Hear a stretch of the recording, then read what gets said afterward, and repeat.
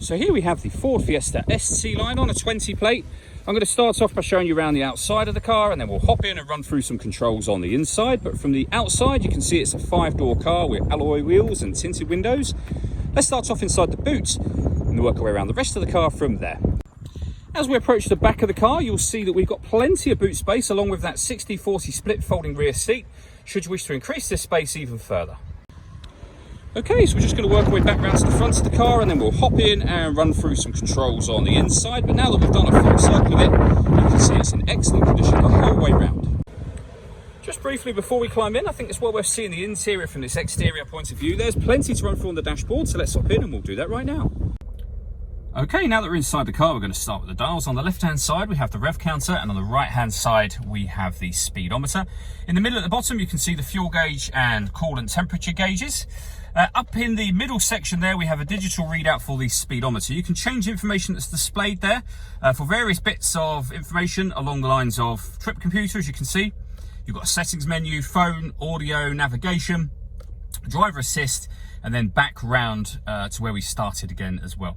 And if you leave it a few seconds, where it says My View, you'll get the total miles for the car appear in that section as well. And you can see there, they are 3,800. If we back out to the steering wheel, on the right-hand side are the buttons I was using just a moment ago, along with stereo and phone controls. On the left-hand side, the stereo controls continue, along with cruise control and speed limiter. The stereo itself is over in the center, so it's touchscreen. And you can see there we have FM, AM and DAB radio, as well as Bluetooth audio, so you can stream your music wirelessly. This car also has 2 separate USB inputs, so if you plug devices into those, they will appear up on here as further options for you. This car's also got satellite navigation. There's a full video showing how this works on both our website and on our YouTube channel. And then to connect your phone, just hit Add Phone. Search for your vehicle on your device and select it once it is found. And then follow the instructions on screen and on your phone screen, of course. Working our way down, we have the main volume for the stereo. We then have climate control. So you can adjust the temperature in the car. You can increase and decrease the fan speed and determine where you'd like the air to be distributed. When you're happy with those settings, that button turns your air conditioning on and off again, of course.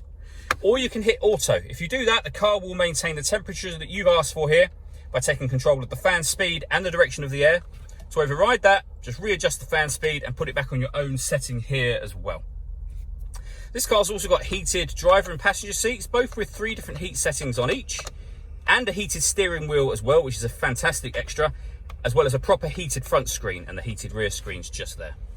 We have a 12-volt charging socket and one of the 2 USB inputs I mentioned, a 6-speed manual gearbox.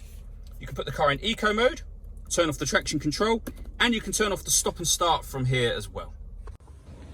All that leaves me to say is thank you for taking the time to watch this video. If you'd like to come and see the car for yourself and have a test drive, please feel free to call any of our MJA sites. We'd love to hear from you soon.